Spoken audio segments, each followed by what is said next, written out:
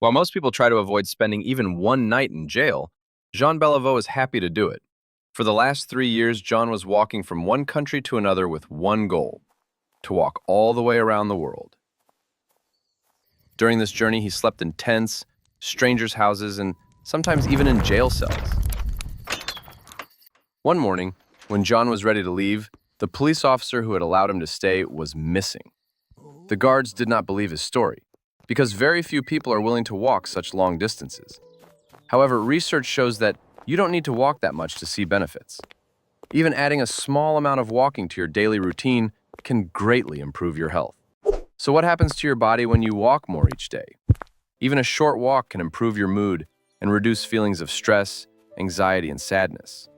Walking, especially fast walking, helps release feel-good chemicals called endorphins and reduces the stress hormone cortisol.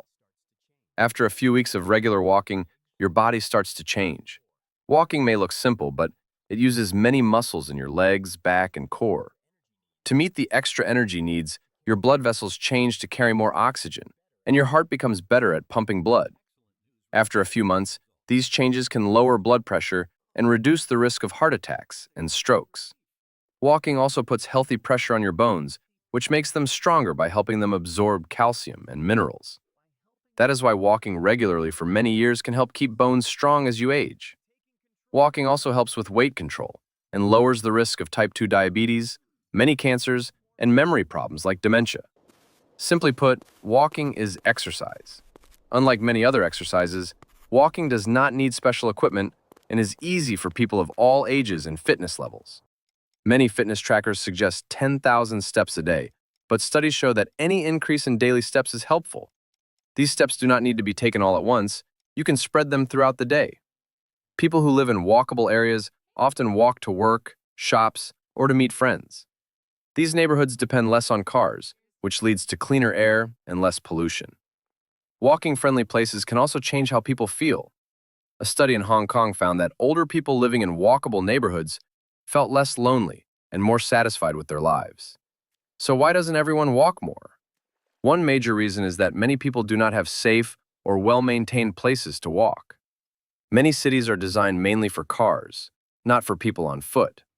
Governments often spend more money on roads and highways than on sidewalks and parks.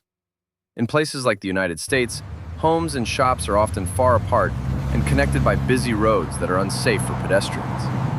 But change is possible. In 2013, the city of Vancouver turned a 2-kilometer road into a walking and cycling path. After this, nearby residents exercised more, drove 23% less, and reduced their personal pollution by 21%. Even small changes can help.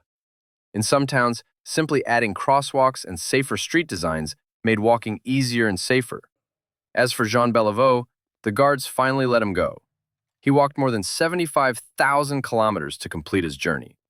But the lesson is clear. You don't need to walk that much to make a difference. Even a few extra steps each day can improve your health and help the planet.